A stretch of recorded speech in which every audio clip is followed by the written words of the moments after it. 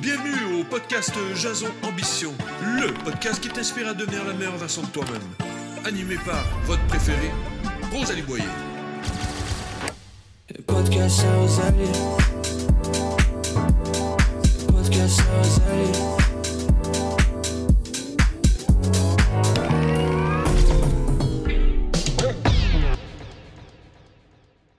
Bonjour à tous et bienvenue au podcast Jason Ambition, le podcast qui te motive à devenir la meilleure version de toi-même à travers des entrevues avec des personnalités québécoises et tes entrepreneurs préférés. Aujourd'hui, j'ai la chance de recevoir une femme qui se distingue par son sens de l'entrepreneuriat et j'ai nommé la fondatrice de l'entreprise de bijoux québécoise 20 Compass, Laurence Bédard. Comment ça va, Laurence? Salut Rosalie, merci de m'accueillir à ton podcast aujourd'hui. Ça me fait plaisir, merci d'être là, merci d'avoir accepté l'invitation. Est-ce que tu veux commencer par une petite présentation de toi rapidement, donner un contexte aux gens qui te connaissent un petit peu moins? Oui, donc je m'appelle Laurence et j'ai fondé l'entreprise 20 Compass en 2015. L'entreprise est née par passion. Je fais des bijoux depuis que je suis toute jeune. Puis aujourd'hui, on est vendu en ligne. On est vendu dans plus de 120 détaillants à travers le Canada et les États-Unis. Et on a 2 boutiques physiques, une à Montréal dans notre bureau chef et une au Carrefour Laval. Wow! Hey, c'est fou, là! Déjà, juste avec une présentation comme ça, je suis comme... Ça y est, ça part! Puis d'où t'es venue un peu cette idée-là de mettre 20 Compass sur pied? C'était à quelle période dans ta vie? Est-ce que c'était prévu? Est-ce que tu voulais devenir entrepreneur? Honnêtement, zéro. Je revenais d'un voyage à Bali. C'était la première fois que j'y allais, puis j'étais tellement inspirée. Comme j'ai dit, je fais des bijoux depuis que je suis toute jeune. Puis là, ben j'avais un peu... pas arrêté d'en faire, mais j'en faisais un petit peu moins au début de l'âge adulte. Puis là, j'étais tellement inspirée, il fallait que je canalise ma créativité dans un projet. Puis je me suis dit, OK, je me lance, je vais faire mes bijoux, puis je vais les vendre de manière plus professionnelle que ce que j'avais fait dans le passé. Parce que j'en ai toujours vendu à mes amis, à ma famille. Comme petit hobby un peu. Exactement. Okay. Mais j'avais jamais lancé vraiment de plateforme de vente.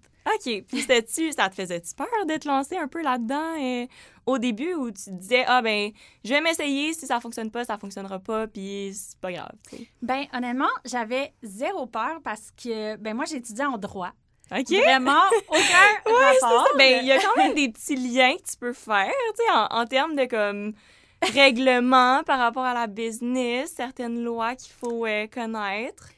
Oui, c'est vrai. Ça peut être connexe sur certains points. C'est quand même vrai au début quand est venu le temps de l'incorporation, etc.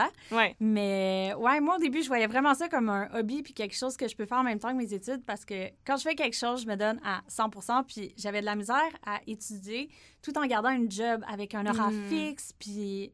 Tu voulais quelque chose qui allait s'adapter à tes temps libres, que tu puisses quand même prioriser tes études, mais après complémenter ça avec quelque chose on the side. OK, ben, puis au début, c'est ça te faisait-tu peur ou tu savais qu'il y avait déjà une demande, étant donné que tu avais déjà un petit peu commencé avec tes amis préalablement, fait que là, tu t'es dit, OK, je vais step up la game, puis je vais commencer à partir de mon site web, ça va me permettre d'avoir un revenu un peu indépendamment d'une job qui va, mettons, t'obliger à faire des heures régulières, quoi que ce soit, tu sais? Ben, je dirais qu'au début, ce qui me faisait plus peur, c'était le jugement des autres, peut-être. Ah ouais? Tu sais, quand j'ai fait mon premier photoshoot avec des amis, puis... C'était-tu beau, les photos? Absolument pas. On dirait que toutes les personnes qui viennent au podcast, quoi que ce soit, qui me racontent des anecdotes d'au début, tu sais, puis c'est pour ça qu'il faut pas toujours être autant critique envers soi-même parce qu'il y a de l'amélioration qui s'en vient, puis c'est ça que je dis autant aux gens, tu sais, tout le monde commence quelque part, puis tant que tu commences, après, tu vas juste continuer à t'améliorer. Fait que t'en es un bon exemple. Merci. Ça ressemblait à quoi, ce premier photoshoot-là? Hey, on est allé au quartier 10-30, puis on s'est dit, on va aller... C'est 2015, hein? Okay. Fait qu'on s'est dit, on va aller au Mile, puis il y avait les gros pots maçons. Ouais. Fait que là, on prenait les gros pots maçons, puis tu sais, on avait nos bracelets, puis on n'avait pas réservé l'endroit. Alors, on s'est juste pointé. Une gang d'amis, puis on a commencé à prendre des photos. Je pense qu'il était à l'ouverture à 10 h du matin. Puis on avait nos formations. Le monde nous regardait, puis mais qu'est-ce qu'ils font? Mais en même temps, ça devait être impressionnant parce que vous n'aviez pas peur du ridicule, vous n'aviez pas peur d'y aller puis de prendre des belles photos. Est-ce que tu as encore ces photos-là? Oui, j'ai dit encore. Ah, Aimerais ça, je t'en envoie. Ouais, c'est très drôle. Okay. Pour ceux qui écoutent le podcast en version vidéo, on va essayer de mettre quelques photos dans l'écran de ce que ça donnait. Puis à partir de ce moment-là, comment tu as réalisé que tu pouvais vraiment comme t'améliorer puis que te sont venues plusieurs autres idées pour justement amener la game à un autre niveau, faire plus de photoshoots. Dans le fond, après 1 an, j'ai abandonné mes études pour me consacrer à Twin Compass. OK. Puis t'étais rendue où, mettons, dans ton... Tu faisais un bac? Oui, je faisais un bac. J'étais rendue à... J'ai complété 1 an. OK. Puis, ben c'est ça, je commençais à me rendre compte que ce que je faisais avec Twinny, j'étais tellement sur mon X, je voyais quasiment pas ça comme du travail. J'étais toujours dans mon workflow, j'étais toujours inspirée, puis ça me rendrait vraiment heureuse. Puis, même si le droit, je trouvais ça très intéressant, je pense pas que ça aurait été un métier à être avocate qui aurait été fait pour moi. Donc, moi, personnellement, j'avais aucunement peur. Je savais au fond de moi que je prenais la bonne décision. Ouais. Ce qui a été plus challengeant, c'est avec mes proches. Ouais. Tes parents devaient avoir une opinion différente du tien. Je sais pas, d'habitude, les parents, ils priorisent la stabilité, puis ça leur fait peur qu'on se lance dans des projets qui vont prendre tout notre temps, puis dans lesquels ils voient pas nécessairement autant d'avenir que nous-mêmes envers nos propres projets, mettons. Là. Ben, honnêtement, ma famille, c'est une famille de fonctionnaires, là. Tout le monde presque travaille pour le gouvernement. Ma mère, ma grand-mère, mon arrière-grand-mère étaient professeurs. Puis, il n'y a pas d'entrepreneur dans la famille. Donc, c'est sûr que pour eux, la stabilité... puis avoir une job stable avec une bonne retraite puis un avenir vraiment safe, c'est ça qui value beaucoup. Donc, c'est sûr que par amour pour moi, puis vu qu'ils tiennent vraiment à moi, c'était pas facile pour eux, mais je suis contente de m'être écoutée. Ben oui, puis c'est sûr que si c'est pas un mode de vie qu'ils connaissent ou avec lesquels ils ont été, ils ont permis d'apprendre, tu sais, c'était quoi ce mode de vie-là? Tu sais, par exemple, moi, mon copain est entrepreneur, puis moi, avant de vraiment comme avoir quelqu'un dans mon cercle proche qui est entrepreneur, j'avais une certaine vision de l'entrepreneuriat qui n'était pas nécessairement accurate. Tu sais, maintenant, je vois tout ce qui est derrière ce plan-là, tout le travail qui vient avec. Je me souviens, parce qu'on s'est connus, j'étais son employée. Oh! Ça, c'est une autre histoire aussi, là. Des fois, je le dis pas parce que ça peut sonner bizarre. Mais justement, j'étais son employée, puis je me souviens de certains trucs que je percevais en tant qu'employée. Puis après, quand je suis devenue sa blonde, puis que je travaillais plus pour sa compagnie à ce moment-là, tu sais, ça aurait pas été... très éthique, quoique je travaille, mais comme en tant que bénévole, là, un peu. Mais c'est ça, tu sais, après ça, je voyais l'envers du décor, puis quand j'étais employée, j'avais l'impression que, tu sais, ils se pointaient jamais, tout ça, je voyais pas tout le travail, les meetings qu'il y avait derrière ça, puis maintenant que je suis sa blonde, puis que je vois à quel point il est workaholic, qui travaille tout le temps, je suis comme, OK, non, c'est vraiment un vrai emploi, puis même entrepreneur, tu sais, on dit que c'est pour... être capable de décider de notre propre horaire, mais dans un sens, tu travailles encore plus en étant entrepreneur. C'est juste que tu n'as pas l'impression de travailler. T'sais. Exactement. C'est un peu ce que tu ressens, puis ce que tu sentais qui prenait le dessus en décidant d'arrêter tes études, mettons, en droit à ce moment-là. Ben pour vrai, oui. Puis c'est drôle, la coïncidence, parce que moi aussi, mon chum est entrepreneur. Ah ouais? Puis ben c'était mon chum à l'époque, c'est encore, c'est mon fiancé. Puis on est même partenaires. Merci. Le temps fait bien les choses. Oui, puis c'est ça, là, il a acheté des parts de l'entreprise, c'est rendu mon partenaire d'affaires. Mais moi aussi, s'il n'avait pas été dans ma vie, je pense que j'aurais jamais eu l'idée de me lancer en affaires parce que je savais juste pas que c'était une possibilité pour toi puis moi, pour n'importe qui... sans avoir d'études ou sans avoir de famille là-dedans. Non, c'est ça. Puis toi, qu'est-ce qui t'a guidé à aller là-dedans? C'est vraiment juste toi-même qui s'est dit, OK, je vais le faire, ou tu as eu des mentors au cours de ton parcours? Y a-t-il des gens qui t'ont accompagné là-dedans pour te conseiller? Oui, j'ai eu des mentors. J'en ai eu quelques-uns au travers des années. Récemment, j'ai fait le programme Mode, la Grab Mode de Montréal, qui organise un accélérateur pour les entreprises dans le domaine de la mode. Puis j'ai eu un mentor, c'était le PDG de Bergs, donc Jean-Christophe Bédos. OK, c'est quelque chose. Ça devait être intimidant quand même, là. Ben honnêtement, non, parce que il est tellement terre-à-terre, puis il était tellement généreux avec son temps, puis son cheminement, son accompagnement envers moi et Julien, mon partenaire. Donc, c'était vraiment le fun, puis c'était vraiment enrichissant. Donc, oui, 100%, avoir un mentor, ça aide vraiment beaucoup. Puis c'est pas... Si t'es pas dans un programme comme celui que j'ai suivi qui te match avec un mentor, ben tu peux tout simplement rechercher sur Instagram. Ouais, c'est de faire des quelqu'un, contacts. réseauter. Ouais, c'est ça, c'est tellement important. Puis on le dit toujours, les contacts, c'est ce qui amène plein d'opportunités, tout ça. C'est quoi les plus grands apprentissages que tu as fait grâce à lui?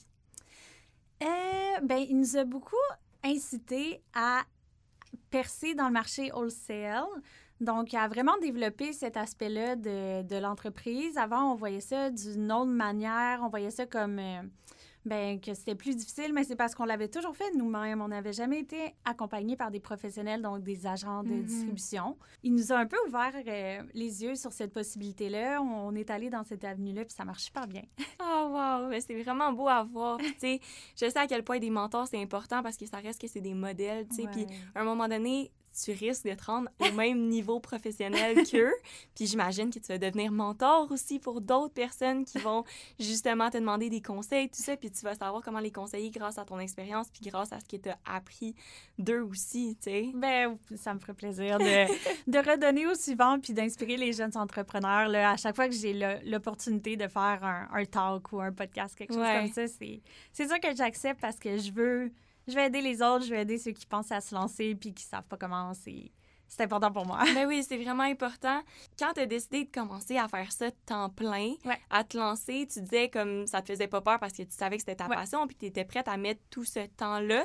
Est-ce qu'à ce moment-là, tu étais dans une période de ta vie où tu avais, mettons, des dépenses, quoi que ce soit? Ça ressemblait à quoi ton entourage? Est-ce que tu étais rendu en appartement? Est-ce que tu as commencé par avoir ton entrepôt chez toi? Comment ça a fonctionné là, dans les débuts?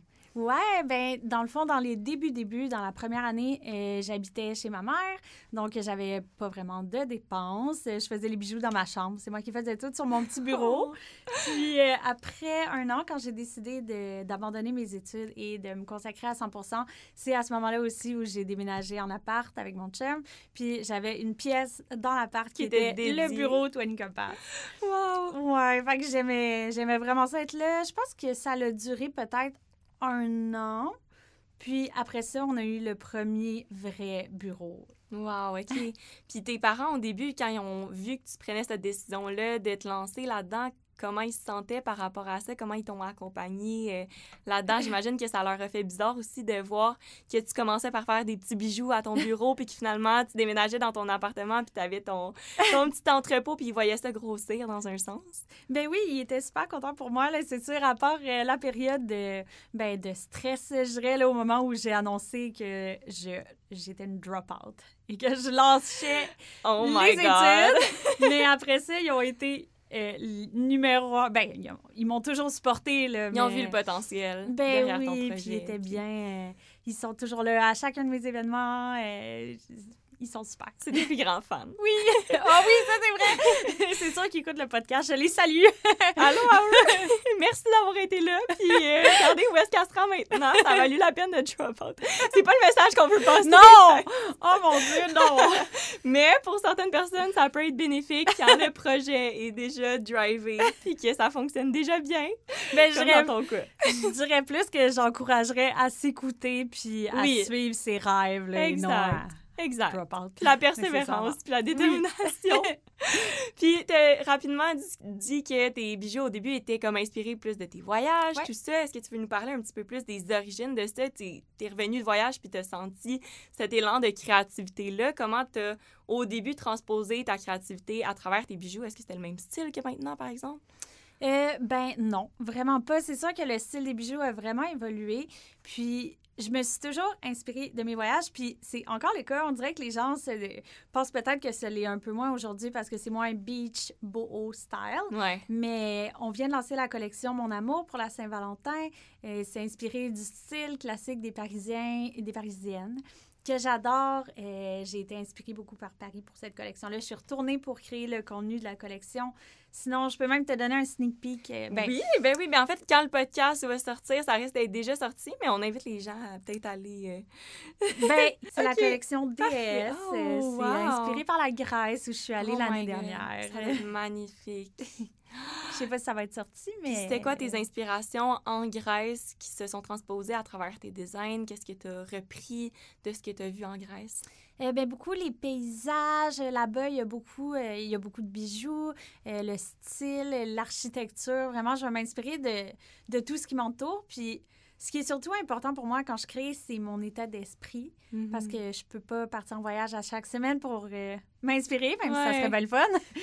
Mais juste comme d'être dans un bon état d'esprit, d'avoir un bel espace de travail. Tu sais, je m'assure que mon bureau il est tout le temps propre, en ordre. J'ai ma petite bougie, mes beaux petits crayons, mon agenda. Tu sais, juste que ça soit un petit havre de paix, puis l'inspiration vient. Puis aussi de faire confiance à la vie, l'inspiration, ça va en vague, puis de pas me stresser si il y a certains moments où je suis moins inspirée.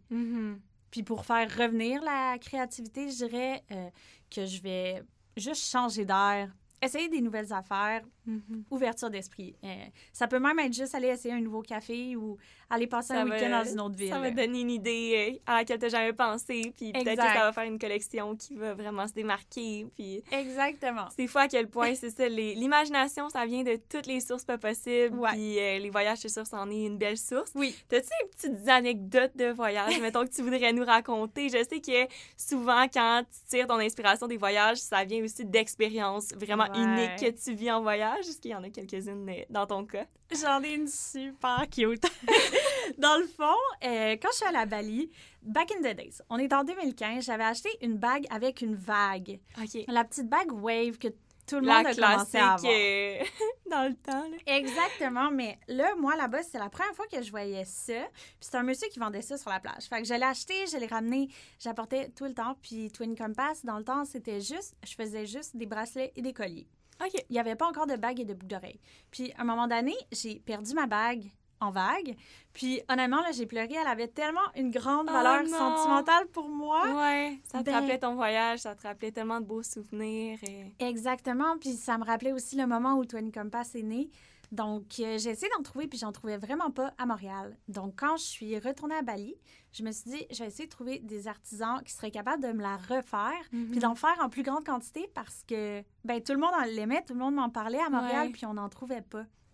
Donc, j'ai regardé sur Internet à Bali où est-ce que les bijoux en argent étaient faits. Puis c'était tout dans un petit village super éloigné. Fait que là, mon chum puis moi, on est partis en scooter. On s'est rendus là. On n'avait aucun plan. On a cogné à toutes les portes. Puis ça a pris quand même du temps. Puis on a finalement trouvé une artisane. C'était super cute. C'était une petite business familiale. Elle était avec son mari. Il y avait une employée qui faisait les bijoux là-bas. Puis elle parlait en anglais. On s'entendait super bien. Et elle faisait exactement mon style. Là. Exact. Fait qu'on a tout de suite cliqué. Elle a refait ma bague que j'avais perdue. Elle en a fait plus pour que je puisse en ramener et en vendre. Puis on a créé 2 autres modèles ensemble. Puis c'est comme ça qu'est né les premières bagues et boucles d'oreilles Twin Compass.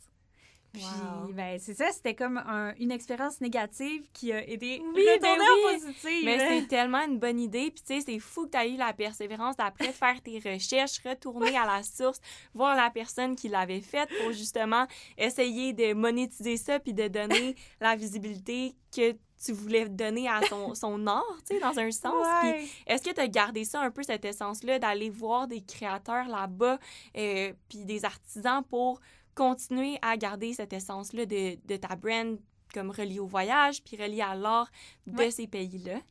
Oui, pendant plusieurs années, on allait à Bali à chaque année. On n'est pas allé depuis la COVID, mais c'est drôle, on y retourne la semaine prochaine. Fait que c'est le retour aux sources. Mais oui, on retournait toujours. On a travaillé avec cette famille-là super longtemps. Malheureusement, on a arrêté parce que la qualité était... Tu sais, c'est tout fait à la main. OK, ouais. Fait qu'il y avait des fois des petites différences d'un bijou à l'autre. Les technologies étaient moins avancées que ce qu'on peut retrouver ailleurs. Donc, au volume qu'on vend... Oui, non, c'est ça. Vous avez comme... C'est ça. Vous avez agrandi, vous avez expand, si je peux me permettre l'anglicisme. Puis, je veux pas, ça vient avec des décisions déchirantes des fois. Est-ce qu'il y a d'autres artisans, pas nécessairement des artisans, mais comme des fabricants de bijoux dans d'autres pays aussi à qui tu fait appel? Est-ce que tu en as qui viennent d'un peu partout à travers le monde? Ouais, bien, au début, tout était fait à Montréal, à la main.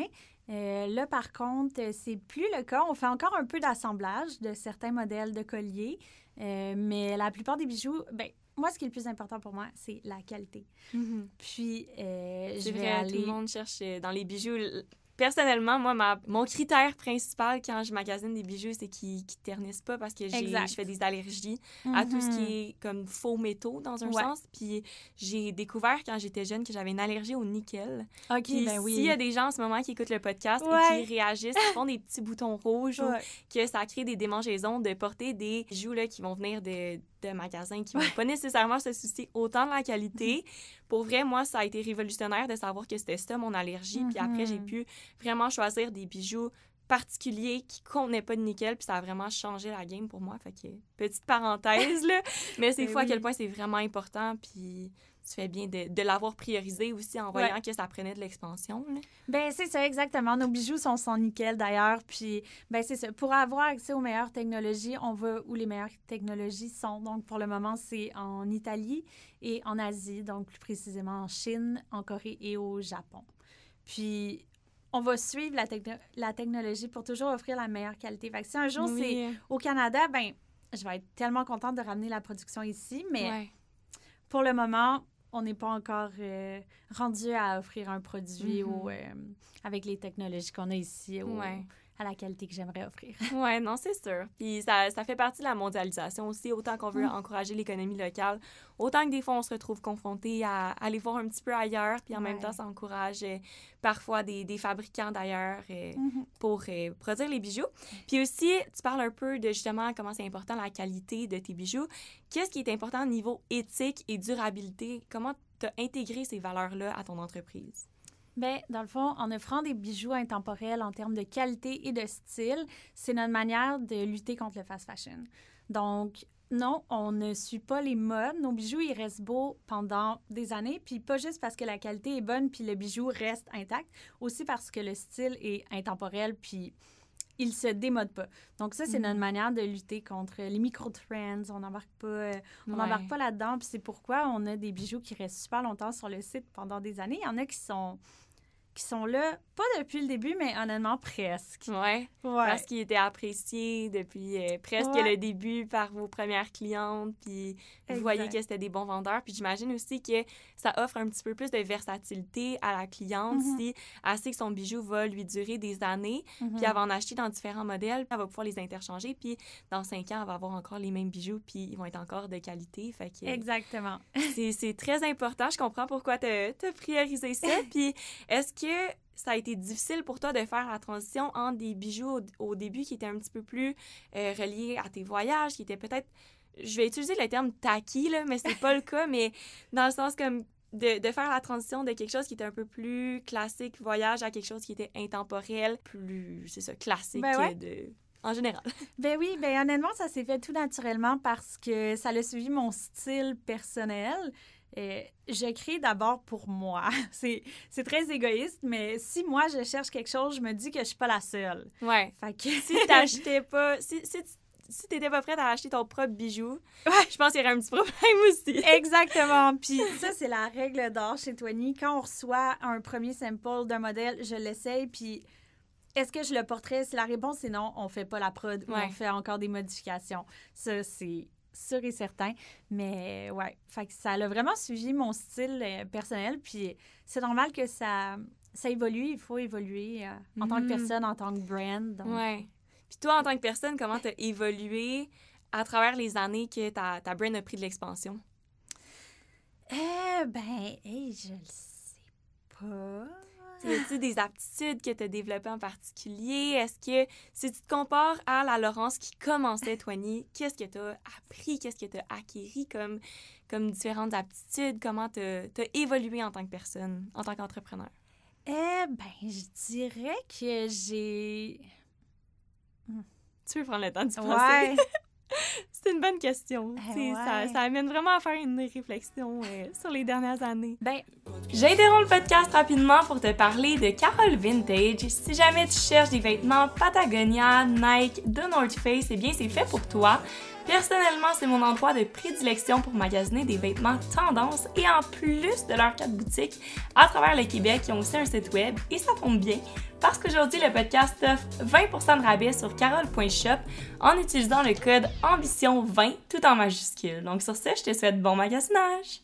Je dirais que si je pouvais donner un truc à Laurence qui commence, sa compagnie qui se lance en affaires pour la première fois, premièrement, je voudrais pas changer mon parcours, hein, ça c'est sûr. Je voudrais pas que ce conseil-là... C'est un parcours unique, puis ça a fait de toi la personne que tu es aujourd'hui. Exactement. Mais mon conseil là, que je me donnerais, c'est de comprendre que la vie, c'est pas une course. Peut-être de pas se comparer. Ça, c'est quelque chose que j'ai appris avec le temps puis avec le fait d'être entrepreneur, autant dans la vie qu'en affaires. C'est facile des fois de voir une autre personne ou une autre entreprise qui a des belles opportunités ou qui grandit plus vite que soi, puis de se dire, ben voyons, pourquoi pas moi? Ma compagnie existe depuis longtemps, pourquoi je suis pas rendue là? Mais de reprogrammer la manière dont on voit cette situation-là, puis changer l'envie en inspiration. Donc, de se dire, wow, maintenant, c'était pas comme ça avant, mais maintenant, quand je vois vraiment un compétiteur qui réussit, je me dis, wow, c'est tellement le fun, c'est tellement une belle opportunité, c'est possible. Si c'est possible pour eux, c'est possible pour moi, puis la vie va m'amener des opportunités. De manière positive, puis de le voir vraiment plus comme une opportunité, regarder qu'est-ce qui se fait ailleurs, puis se dire comment je peux l'appliquer moi après à ma brand pour que j'ai les mêmes résultats dans un sens. Ben oui et non, parce que... Sans voler leurs idées ou quoi que ce soit, là, mais juste en inspirer, puis regarder la persévérance d'une autre brand, quoi que ce soit, puis essayer de l'appliquer au sein de notre équipe, tout ça après. Je me demandais aussi, tu parlais de tes collections, tout ça, puis que tu vas chercher des matériaux qui sont vraiment durables, de qualité. Combien de temps ça peut prendre pour créer une collection? Puis combien t'en crées, par exemple, par année environ? Bien, ça prend beaucoup de temps parce qu'il y a différentes étapes dans le design de produit. Donc, au début, je vais avoir mon idée, je vais commencer à dessiner, juste dessiner le produit. Ensuite, quand j'ai mon modèle que je veux, je vais vraiment noter mes specs, la longueur, le poids que je recherche, les matériaux qu'on va utiliser. Je vais choisir le fournisseur parce que j'ai plusieurs fournisseurs qui sont chacun spécialisés dans certains domaines, donc soit les pierres, soit l'or, parce qu'on a une collection différents types en or. de bijoux. Exact. Donc là, je vais choisir le fournisseur. Je lui envoie mon dessin. Le fournisseur va me faire un 3D à partir de mon dessin. Ensuite, il y a encore du back and forth. Puis, j'arrête tout de suite, mais est-ce que c'est difficile, des fois, les communications avec les fournisseurs? Honnêtement, non, ça se passe super bien. Il faut juste apprendre à connaître les autres fuseaux horaires pour s'adapter à eux puis être disponible à ce moment-là. Mais non, avec Internet, WhatsApp. Oui, tu as toujours eu des belles expériences. Ouais. Parfait. Puis est-ce que pendant un bon bout, tu as hésité à faire tes bijoux plus au Québec? T'sais, au début, j'imagine que tu as commencé par les faire plus au Québec avant de prendre plus d'expansion. Comment c'était aussi ce processus-là de travailler plus localement? Bien, c'est super bien. Dans le fond, on faisait tout à Montréal, tout simplement parce que je connaissais pas autre chose. Fait que c'est ça qu'on faisait.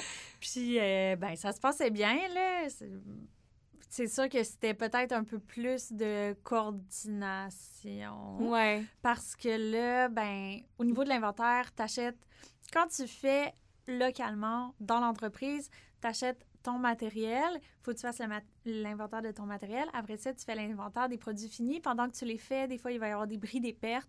Fait que c'est un peu plus dur à coordonner. Versus quand tu fais faire, le produit arrive fini puis tu as un décompte d'inventaire. Ouais. C'est un détail, mais honnêtement, c'était 100% pour la qualité. Sinon, j'aurais continué comme je le faisais. Puis si l'opportunité revient de produire au Canada, je vais la reprendre. Mais moi, c'est la qualité avant tout. Oui. Puis on sait un peu qu'au Québec, il y a beaucoup de compétition dans les entreprises de bijoux. Il y en a de plus en plus, je pense, depuis la pandémie, qui ont commencé à prendre de l'expansion. Tout ça, comment tu gères d'avoir autant de compétition? Puis comment ta brand arrive à se démarquer de la compétition aussi? Je dirais que le truc numéro 1, c'est de pas trop regarder ce que les autres font. Honnêtement, ça tue un peu la créativité. Puis tout le temps que tu pourrais passer à regarder une autre brand, t'aimes pas mieux la mettre sur ta brand? Ouais. T'sais, moi, je préfère être focus sur ce que je fais. Puis c'est sûr, m'intéresser à l'industrie puis savoir c'est quoi les tendances puis qu'est-ce qui est offert par les autres marques, mais de rester principalement focus sur soi. Ça permet de rester unique, de rester authentique. Puis quand t'es pas... On le voit, les brands qui sont pas authentiques, qui s'inspirent énormément puis qui copient. Ça paraît, les gens le savent. Est-ce que ça t'est déjà arrivé de te faire copier? Tout le temps. Tout le temps? Tout le temps. Puis au début, je le prenais tellement personnel. Ouais, ça doit venir te chercher parce que c'est tes créations, c'est tes designs, c'est tes propres bijoux. Puis après, de voir qu'ils font du profit avec ta propre créativité, moi, ça m'offenserait, là. Honnêtement, oui, là, au début, j'étais dans tous mes états, là, je faisais des stories, là, où je parlais. Puis là, je suis plus dans cette négativité-là. T'es un peu plus low-key maintenant, tu les laisses là, faire. J'ai un peu plus de calme intérieur, là. Je veux dire, comme, j'accepte qu'il y en a, qu'il va toujours y en avoir. C'est vraiment plate, c'est vraiment frustrant, puis c'est triste, mais je fais confiance à la vie, puis le karma, je laisse le karma s'en charger. Personnellement, je focus sur mes affaires. Oui, mais tu fais bien, parce qu'honnêtement, ça sert à rien de mettre ton énergie là-dessus. Exactement. Ce serait de la compétition un peu toxique dans un sens, parce que t'as rien à te reprocher là-dedans. Exact. Puis à un moment donné, tu peux pas jouer la police avec toutes les autres brands qui vont te copier ou quoi que ce soit, puis j'imagine que c'est difficile aussi de trouver de nouvelles idées puis d'aller dans des branches complètement différentes en tout temps. Il doit tout le temps avoir des tendances qui se ressemblent, tout ça. Fait qu'en même temps, malgré toi, t'as pas le choix de l'accepter un petit peu dans un sens, même si c'est dommage. T'as aussi commencé à vendre tes bijoux au Simons. Ouais. Comment ça... là, commencer, ça fait quand même longtemps. Ouais, c'est ça. Ça fait un bon bout qu'ils sont dans les Simons. Ouais. À l'époque, t'avais commencé à les vendre dans les Simons. Oui. Comment maintenant tu vois ça de travailler avec un géant comme ça? Je suis tellement reconnaissante. Honnêtement, c'était mon plus grand rêve, là. Au début, c'était dans mes objectifs de vente chez Simons. Je voulais tellement. Puis, j'avais aucune idée, comment on fait pour entrer dans un détaillant. J'ai écrit à la page « Contact me » de Simons, là. Puis, sur le site web où les gens se plaignent pour leurs commandes ou qui disent que leur tasse qu'ils ont reçue était brisée. Exactement. J'ai écrit puis j'ai dit « J'aimerais avoir les informations de votre acheteuse des accessoires. » Puis je me suis informée avec des gens qui vendaient chez Simons pour savoir un peu comment faire. Puis c'est comme ça que c'est arrivé. On a vendu un peu. Dans le temps, c'était très beau, c'était fait ici. La qualité était comme pas encore vraiment là. Fait que il n'y avait pas eu de répit. Puis ça fait quelques années depuis... Je sais plus trop depuis quelle année, mais on est revenu, on est là à chaque collection, à chaque saison, on a des bons repeats, puis on a commencé à créer avec Simons les collections qui sont originales. Wow! Donc, ça, en collaboration avec eux, avec la brand. Oui, Twin Compass X Simons. Ça, c'est une grande fierté pour moi. Oui, je comprends. Simons, c'est un géant dans le domaine de la mode québécois, puis je suis tellement contente de pouvoir collaborer avec eux. Puis t'as de quoi être fière, vraiment. Ça fonctionne comment de collaborer avec eux? T'sais, j'imagine que t'as signé un contrat que tu peux pas nécessairement divulguer certains chiffres, mais si c'est pas trop indiscret, est-ce que tu dois leur donner une partie de tes profits? Ils se gardent un pourcentage? Comment ça fonctionne avec eux? T'es-tu en direct contact avec une personne qui est responsable de ça ou c'est une équipe? Moi, j'ai mon acheteuse avec qui je travaille qui achète les accessoires pour femmes. C'est sûr qu'elle a une équipe, elle a une assistante acheteuse, etc. Mais moi, j'ai mon contact. C'est à elle que je présente mes collections. Elle va faire ses choix, qu'est-ce qui se vendrait bien chez Simons. Puis, dans le fond, elle les achète. Puis, c'est comme ça avec tous les détaillants. Ils vont acheter à un prix wholesale. Donc, c'est pas le même prix que le prix vendu en ligne, évidemment. Il faut que les détaillants fassent un profit. Donc, c'est sûr que pour l'entreprise, le profit est moins élevé que si on vendait directement au consommateur. Par contre, le volume est là. Ils achètent en grande quantité. Ouais. Donc, fait que ça t'assure une certaine stabilité dans les ventes parce que c'est en grand nombre. Simons doit avoir certaines règles à respecter, tu parlais justement des quotas, des quantités qu'ils achètent. Est-ce que aussi ça te met une certaine pression au niveau de ton rendement de production des bijoux? Oui, parce que Simons, on a besoin. Puis ça, c'est pareil pour tous les détaillants. C'est juste que là, on parle de Simons, puis les autres détaillants qui sont plus petits, des boutiques indépendantes, bien, on a toujours le stock. On a toujours le stock si c'est 2-3 unités de chaque produit, 5, 10. Facile. Vous en avez tout le temps. On en a tout le temps. Par contre, quand c'est un géant comme Simons qui va commander, ils en ont besoin pour une certaine date. Ils doivent planifier pour toujours avoir une belle variété sur le plancher.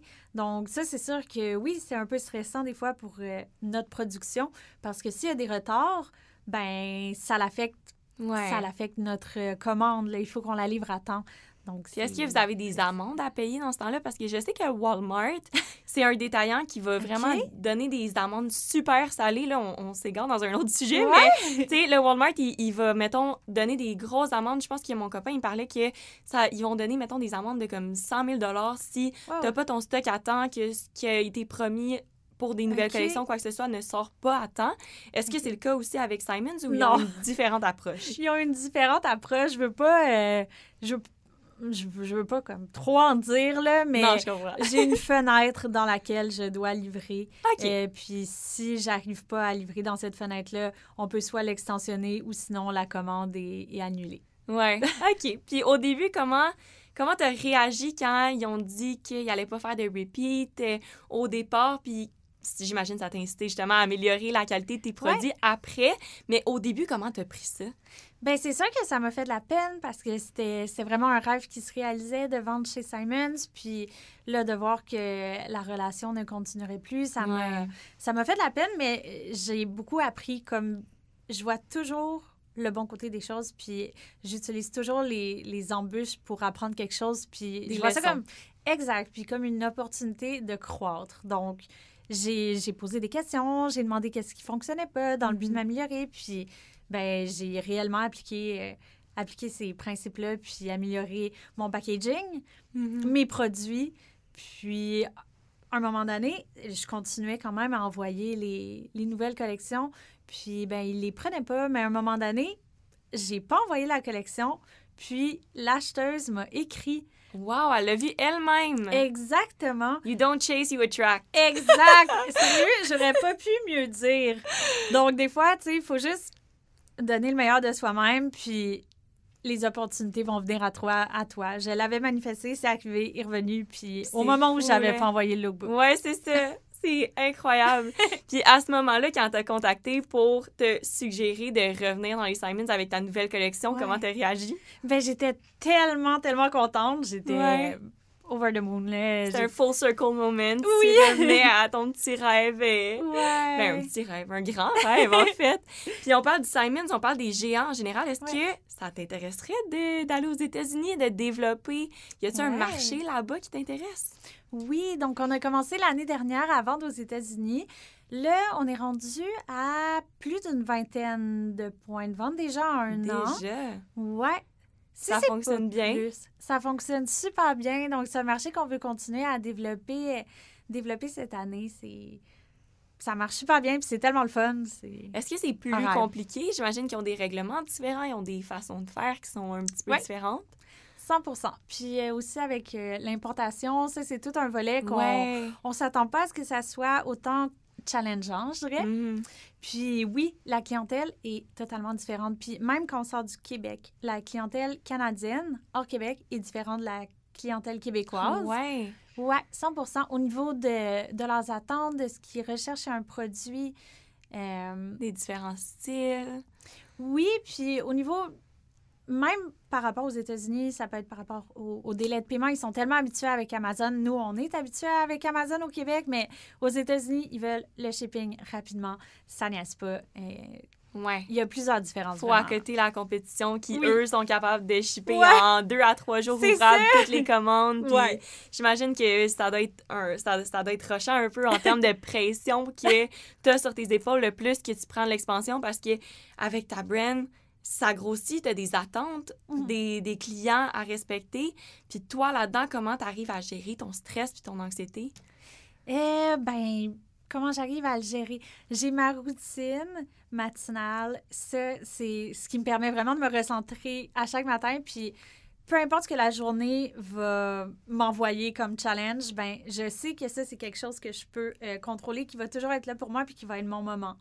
Donc, je vais me lever, je me fais un petit matcha. C'est ta stabilité, là. Oui. C'est ta morning routine qui t'amène cette stabilité-là après pour affronter ta journée. Exactement. Je fais mon journaling. Je prends une marche avec mon chien en écoutant un podcast inspirant. Je lis. J'ai toute ma petite routine, puis c'est ça qui permet de me grounder avant de commencer ma journée. Ces stratégies-là, à partir de quel moment tu les as développées dans ta vie? Est-ce que tu as atteint une certaine limite, que tu as réalisé que là, c'était trop, tu te mettais trop de pression sur les épaules, puis que cette anxiété-là affectait un peu dans ta vie, que tu avais un peu trop de stress qui qui venait de t'accompagner, puis de la pression des attentes des clients. À quel moment exactement t'as introduit ces habitudes-là? Ça fait quand même longtemps que j'ai ces habitudes-là. Par contre, je peux dire que il y a eu des périodes dans ma vie où je me suis vraiment oubliée, où je travaillais beaucoup, puis j'étais vraiment en hustle mode tout le temps, puis je pensais qu'il fallait faire le plus d'efforts possible pour avoir le plus de résultats, puis que, ça m'en est... J'en suis venue à m'oublier vraiment. Ah ouais? Puis je pense que c'est tellement important en tant qu'entrepreneur de prendre soin de soi en tant que personne, parce que tu peux pas être la meilleure version de toi-même, autant pour tes clients, tes employés. Tu peux pas offrir le meilleur de toi-même quand t'es pas bien, quand tu t'oublies. Donc, de prendre le temps de faire du self-care, puis de penser à soi, c'est pas égoïste, puis c'est productif. Oui, c'est vrai. Puis dans cette même lignée-là, est-ce qu'il y a une citation que tu gardes en tête, que tu voudrais partager avec les auditeurs, les auditrices en ce moment, une citation qui te motive au quotidien, qui te garde grounded, qui correspond à tes objectifs et qui te motive? Laquelle? Parce que... Il y en a trop! Je suis Madame Citation, là. J'ai tout le temps ma morning affirmation, mes citations, mon intention, mais je pourrais dire... c'est peut-être ça qui fait en sorte que t'es autant capable de performer au quotidien, parce que c'est ce qui te garde stable puis qu'est-ce qui te ressource. Fait qu'après, ça te donne tout le gaz dont tu as besoin pour affronter ta journée puis justement te sentir confiante puis être au meilleur de tes capacités, tu sais? Honnêtement, oui, j'imagine. Puis si je peux en penser à une, mettons, qui résume un peu la manière dont sinon, tu peux nous en nommer vie. Quelques-unes là, qui sont plus marquantes, s'il y en a plusieurs qui te viennent en tête. J'en ai une. Parfait. Je dirais, je vais la dire en anglais et je vais la traduire. C'est « When you focus on the good, the good gets better ». Oui. Donc, plus tu vas mettre ton attention sur le positif, plus tu vas attirer de positif dans ta vie. Ouais. Je vois toujours le bon côté des choses, peu importe la situation. J'ai tellement vécu de petites épreuves qu'on est entrepreneur. À chaque jour, il y a une catastrophe, là, quasiment. Ouais. Fait qu'il faut apprendre de ces challenges-là, les apprendre utiliser. à s'adapter. Ouais, puis apprendre à grandir, puis à faire confiance à l'univers, puis comprendre que la vie fait bien les choses. Oui. Si c'est pas ça qui était pour toi, c'est quelque chose d'autre qui va être pour toi, puis juste avoir confiance. Oui, c'est un très beau mot pour finir le podcast. Un énorme merci à toi, Laurence, pour notre belle discussion d'aujourd'hui. Merci à toi! Ça a vraiment été enrichissant. Je suis sûre que ça a inspiré beaucoup de personnes à la maison qui veulent peut-être partir leur entreprise de bijoux ou se lancer en affaires en général. Pour tous ceux qui nous écoutent en ce moment, que ce soit sur YouTube, sur Spotify, Apple Podcasts ou quoi que ce soit, je vous invite à nous suivre partout. C'est le podcast sur toutes les plateformes et on se dit à la semaine prochaine pour un autre épisode. Merci bye Laurence! Petit rappel que tu as 20% sur toute la boutique en ligne carole.shop avec le code ambition20 tout en majuscule. Donc profite-en puis commande les plus beaux morceaux vintage dès maintenant.